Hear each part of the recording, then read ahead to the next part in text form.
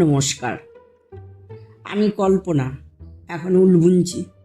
হঠাৎ করে মনে পড়ল ছোটবেলার একটা ঘটনাটা আমার কাছে মজাদার, কিন্তু যেখানে ঘটেছিল তাদের একটু দুঃখের কারণ হয়েছিল। আমার বয়স তখন এই 10 কি 11 বছর।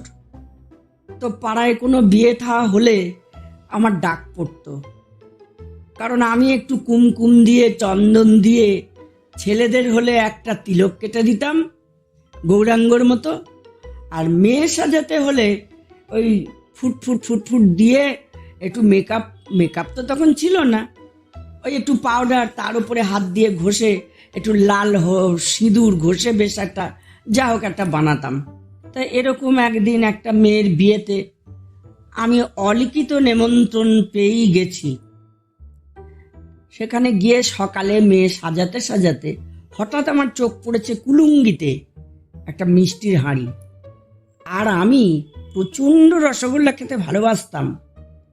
আমি কি করেছি, উঠে ওই দরজার সামনে দাঁড়ানোর ছল করে দরজাটা আড়াল করে আমি একটা করে রসগোল্লা গালে দিয়েছি আর হাতটা কাপড়ে মুছে নিয়েছি। কুলুঙ্গি কি সেটা বলি। তখনকার মাটির বাড়িতে একটু উঁচু জায়গায় খাবার রাখা বা প্রদীপ জ্বালানো, এ সমস্তর জন্যে দেয়ালের গায়ে যেমন ওয়ার্ড্রপ হয় এখনকার দিনে, ওরকম মাটি কেটে একটা জায়গা করা হতো। সেখানে প্রদীপ বা কুকুর বিড়াল থেকে আটকানোর জন্য কিছু খাবার দাবার রাখা হতো। আমার পেটেও তখন ভীষণ খিদে, আর রসগোল্লা দেখলে আমি বিড়ালের মতো পাগলা হয়ে যাই। আমি দরজার পাশে দাঁড়িয়ে আড়াল করে একটা একটা করে রসগোল্লাগুলো সবই খেয়ে নিয়েছি। নিয়ে আবার যথারীতি মেয়ে সাজাতে বসেছি। আমি তো বেশ মজাতেই আছি।